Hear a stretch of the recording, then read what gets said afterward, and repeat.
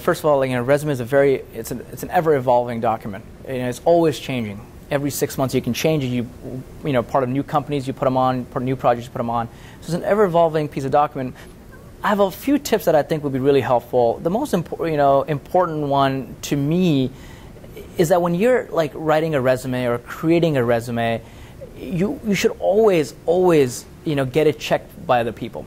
We take it very lightly that, oh, we got it right, we double check the spelling and this and that. But the world of business, where most folks, or even any other employer, the scrutiny on spelling mistakes and punctuation and all those things is very high.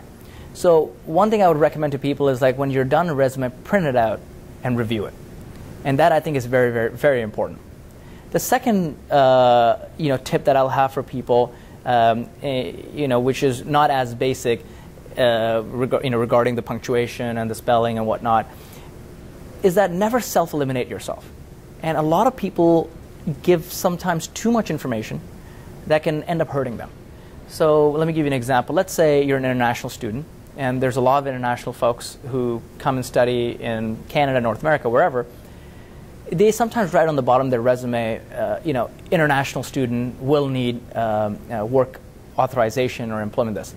This automatically self-eliminates you, because there's a lot of candidates who are going to be from that local geography who have the credentials, and which makes the employer's job much easier. So I would rather omit that, right, and then go through the entire interview process, get hired, and then let them know, hey, by the way, I will need work authorization. Similarly, a lot of people have low GPAs. Happens for a lot of different reasons, or things like that. I would rather, if you have a very low GPA, do not put that low GPA on there, because if you do it, unfortunately, a lot of employers will bucket you into a certain bucket, which is, okay, this person did a certain way.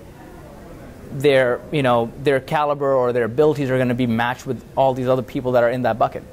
But the truth is, you might have a low GPA because you're a varsity athlete. You spent half of your time playing for the school football team, or you have a small business on the side, which is a passion of yours, and you're doing amazing in that. But because of that, you're being brought out of class. You don't have enough time to do your homework or whatever it is. So if you have a low GPA or things that can hurt you, I would rather remove them versus lie about them. And the last and the most important thing is never lie on a resume, even a little bit. If let's just say your GPA is 3.64, don't make it 3.65. That 0.01 increase is not going to help you. I have had situations with employers where I've seen they have removed candidates from and rescinded their offers for these little lies. And these are not meaningful lies in a way, but you never know who you're gonna, who's gonna check your resume and what systems are gonna check these things. So I would always play it safe and bring it back. So if your GPA is 3.64, I would rather just be safe and say that. Or if you want to, save a few decimal points, just say 3.6. Your job is not going to be based because you were 0.04 or not.